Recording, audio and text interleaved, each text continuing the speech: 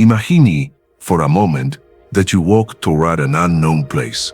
Maybe it's an old house, a hospital room, a dimly lit hallway, or even the bedroom of someone going through a difficult time.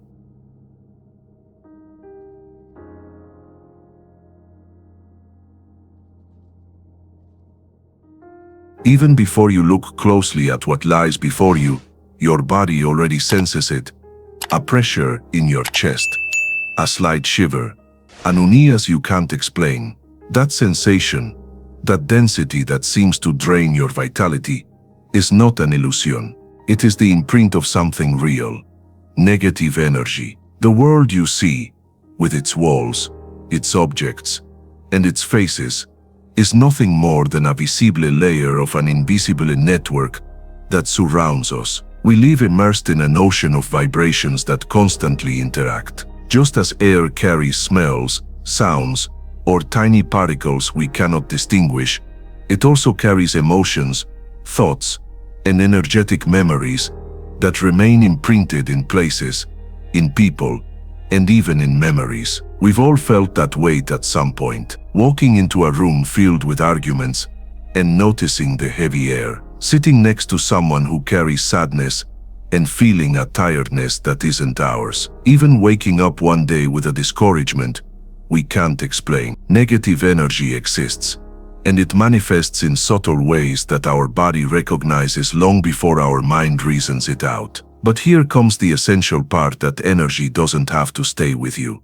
You're not doomed to carry it as if it were an inevitable curse. There are simple, quick, and profound ways to release it.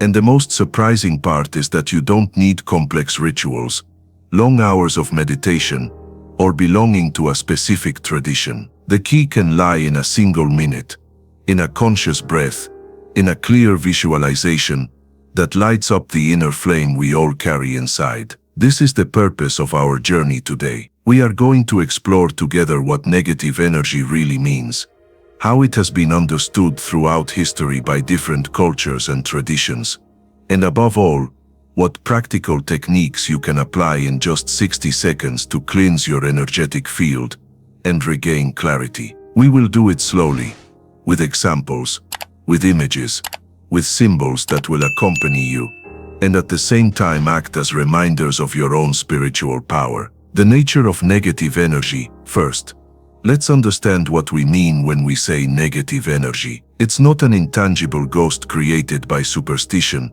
nor just a fleeting mood. Negative energy is the accumulation of dense vibrations generated by unresolved emotions, dark thoughts, or environments charged with conflict. It is like an invisible smoke that permeates the space, and that, even though we don't see it, begins to infiltrate us. It manifests in the body as unexplained fatigue, in the mind as repetitive thoughts that seem to go in circles, and in the heart as a weight hard to name. What's most curious is that this energy doesn't always come from outside. Many times, we generate it ourselves when we accumulate fear, sadness, or anger, without letting them out. Imagine your mind as a river. If the water flows freely, it is clear and refreshing. But if we throw garbage into its course, resentments, endless worries, destructive thoughts, the water stagnates, darkens, and stops nourishing. That is negative energy, a blocked inner river. Now, the good news is that no density is permanent. Negative energy is not an eternal curse, but a temporary state that can be transformed. It's like dust on a mirror. Just one gesture of cleaning is enough for the light to reflect clearly again. A historical and spiritual perspective. This idea is not modern. Over the centuries, different cultures have spoken about negative energy, though each used its own symbolic language. In India, the Vedic sages spoke of prana, the vital energy that sustains all beings. When prana was blocked or contaminated, illness, discomfort, or sadness appeared. Their remedy consisted of mantras, deep breathing, and meditation, which acted as keys to restore the vital flow. The Taoists in China used another term, qi, the life force that circulates through the body and the entire universe. When the balance between yin and yang was broken, disharmony arose, which translated into dense energy. Their response was qigong, acupuncture, and conscious movements, all aimed at restoring inner harmony. In ancient Egypt, people spoke of dark influences that clung to the aura like shadows. Priests performed rituals with water, fire, and incense to purify people, convinced that those shadows were energetic parasites feeding on spiritual weakness. The Judeo-Christian tradition was not alien to this concept either. There it was spoken of as the evil spirit, temptation, or curse, not always as external entities, but as fields of contaminated thoughts and emotions that disturbed consciousness. Prayer, confession, and blessing were spiritual hygiene practices to cleanse that density. The indigenous peoples of the Americas called it differently: bad wind or bad air. For them, negative energy could enter the body as a dark breath. Shamans used chants, dances, and sacred plants to expel it. Beyond the symbolism, they understood something profound. Energy moves with intention, and discomfort can be dissolved if the community and spirit work in harmony. All these traditions, although different, coincided in a fundamental point: human beings do not live only in a material world, but also in an ocean of invisible forces that influence their mood, health, and destiny. The power of conscious breathing. We already know what negative energy is and how it has been understood throughout history. Now let's move on to the practical. How can we release it? In just 1 minute. The key is conscious breathing. Although we often see it as an automatic act, breathing is much more than a biological process. It is a bridge between the physical and the spiritual. Each inhalation is like drinking light. Each exhalation like releasing accumulated smoke. Do this small exercise with me. Close your eyes. Or if you prefer, just imagine it. Bring your attention to the center of your chest. Inhale deeply and visualize a golden light entering you, expanding like a purifying fire. Then exhale gently and visualize all dark density, leaving your body, dissolving into the air like ashes carried by the wind. Do it for 1 minute. Just 1 minute. You'll notice how your shoulders relax, how your mind clears, how your heart beats more gently. Why does it work so quickly? Because negative energy cannot withstand the light of conscious attention. It's like entering a dark room with a candle lit. The darkness seems immense, but it disappears as soon as you light the flame. Conscious breathing is that flame. The body as an anchor. Another powerful tool to release dense energy is the body itself. When the mind gets tangled in negative thoughts, the quickest way is to return to the body. Try rubbing your palms together until you feel heat, and then place them on your face or your heart. That heat is not just physical, it is your vital energy reactivating, reminding you that you are alive here and now. In that simple gesture, the spiral of negativity breaks. You can also gently shake your arms and legs, like animals do after a tense situation. That movement releases invisible burdens and reactivates energetic circulation. Even something as simple as walking barefoot on the earth or freely dancing to a song can act as a discharge ritual. The body is the temple where energy flows, and when you activate it consciously, the shadow dissipates. Words as medicine. Let's not forget that words also vibrate. Every phrase you repeat is an energetic decree. If you constantly say, "I'm exhausted," "everything goes wrong for me," or "I can't take it anymore," you are feeding the density. On the other hand, by saying phrases like "Today I feel light," "Energy flows through me," or "I am learning," you reprogram your vibrational field. It's not about denying difficulties, but about choosing words that activate your power instead of reinforcing your weight. The vibration of your words is like a magnet. It attracts experiences and emotions that resonate with them. Nature and reconnection. Nature is perhaps the most powerful purifier. A walk among trees, a conscious sunbath, contact with water, or even holding a stone in your hands can balance your energy. The earth never becomes permanently contaminated. It always regenerates. By coming into contact with it, we remember our own ability to regenerate. Each element has its power. Water drags and cleans. Fire transforms. Air ventilates what is stagnant. Earth absorbs and neutralizes. Integrating small natural rituals into your daily routine strengthens your energetic field and reduces the accumulation of density. The true art, energetic sovereignty. So far we've walked an important path, understanding what negative energy is, seeing how different traditions interpreted it, and exploring concrete release techniques. But there is a deeper nuance. Negative energy is not an enemy to destroy. It is a temporary state, a density that teaches us something. Many times, it appears as a signal, as a reminder that something is out of balance. Listening to it allows us to transform what needs healing. Ignoring it enslaves us to its weight. That's why freeing ourselves from it doesn't mean pretending it will never return, but developing the ability to recognize it and dissipate it quickly.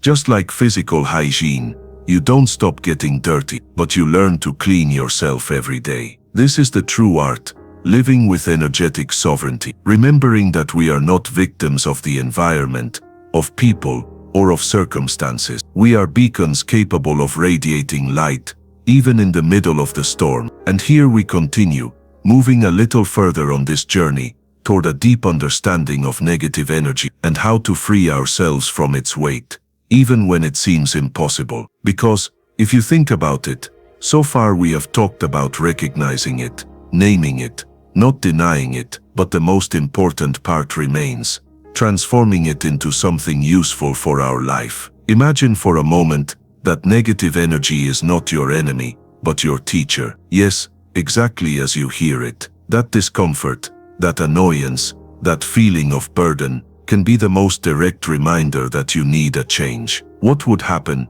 if instead of fighting against it, you chose to listen to it? Sometimes, in the middle of that pressure, lies the signal your body, your mind, or even your spirit is sending you. Stop, breathe, change course. Now, we've already seen the 1-minute technique. Stop, close your eyes, inhale deeply, and with the exhalation, let go of everything that doesn't belong to you. But the magic doesn't end there. That minute becomes the starting point for something much bigger. Because, after that breath, you have two paths go back to the same. Load yourself again, or take advantage of that moment to redirect your energy toward what you truly want to feel. He proposed a simple exercise, almost like a game. After your minute of release, choose a word, just one. It can be peace, it can be gratitude, it can be strength, it can be love.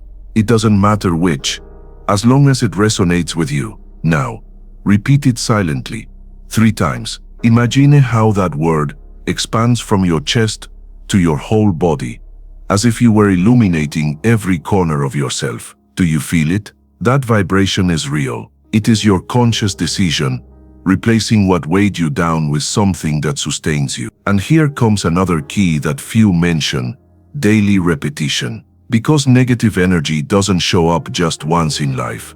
It appears every day, in small doses, in a comment that bothers you, in a memory that hurts, in a worry about the future. If you apply this 1-minute method, each time something like this appears, little by little you train your mind to let go faster, not to get trapped in the spiral. It's like strengthening an invisible muscle, the muscle of calm. Now I want you to think about something else. How much of that negative energy you carry isn't even yours? Yes, because many times you absorb other people's worries, emotions, tensions from the environment. You go through life as if you were a sponge, picking up what doesn't belong to you. And here comes an important reminder: you don't have to carry what isn't yours. That minute of release also serves to return to each person their own energy, keeping only yours, what really belongs to you. Imagine how freeing it can be to go through life with that lightness, without dragging burdens that aren't yours. Think of how it would change the way you relate to others, to your work, to yourself. Because, in the end, negative energy doesn't disappear from the world, but you can choose not to be its home. And maybe you wonder, is a minute really enough for all this? And the answer is yes, because a minute is not the end, it is the door. A conscious minute can make the difference between losing the day under the weight of negativity or regaining your clarity to enjoy it differently. Now I want to leave you with a final reflection. Every time you feel that everything is darkening, remember that the light is also within you. You don't need to wait for someone else to light it. You can do it yourself with a single breath, with a single minute. And every minute of release you practice is, in reality, an act of self-love, a reminder that your peace is always worth more than any passing shadow. And now I ask you this question. What word would you choose to replace negative energy in your life? Leave it in the comments because I want to read you. I want to know how each of you connects with this exercise. And of course, if this message helped you, if you felt even a little more calm or inspired, I invite you to support me. Give this video a like, subscribe to the channel so you don't miss future content, and share it with your friends or family who you feel need to hear this today. Because remember, we all deserve to free ourselves from that burden and live with more lightness, with more peace, and with more love.